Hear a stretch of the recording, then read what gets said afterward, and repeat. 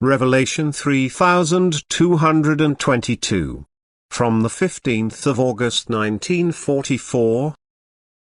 Word fight with enlightened people. People enlightened by the Spirit of God have a knowledge that enables them to speak without hesitation if this is demanded of them.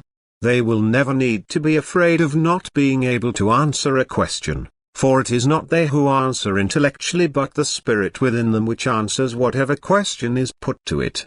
For he alone can give the right answer and does not owe it to the person who desires it.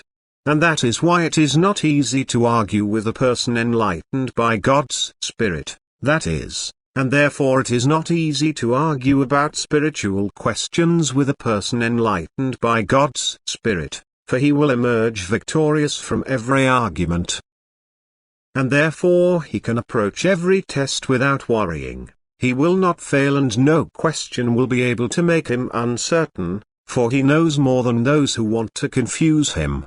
His knowledge is profound, he knows all correlations and he will also be able to talk about them because nothing is alien to him and the Spirit in him is constantly active, especially if he is to answer for himself.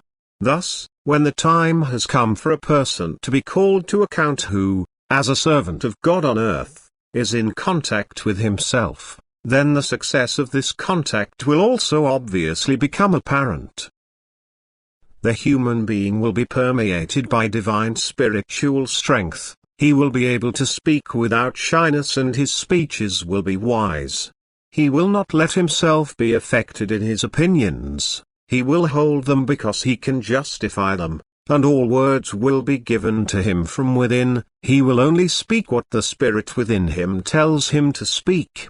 And again, this is a sign of divine love which openly manifests itself if the fellow human being wants to test the extent to which he possesses the right knowledge, for what God guides to earth he will also know how to protect, and therefore he lets his working become obvious. He speaks through the human being and his voice will be recognized by those who believe or approach the tests with serious intent to accept what appears to them to be truth.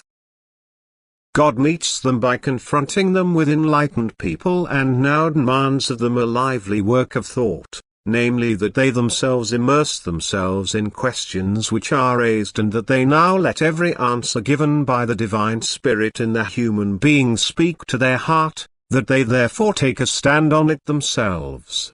As soon as they are of goodwill they will recognize and feel the power of the word, and this will earn them spiritual advantage. And therefore don't fear people who want to call you to account but answer for yourselves with a calm conscience. He who teaches you also puts the right words into your mouth, and there will be no question you cannot answer. For whom God has enlightened also has knowledge at his disposal which he can and will use at any time for the benefit of his fellow human beings. Amen.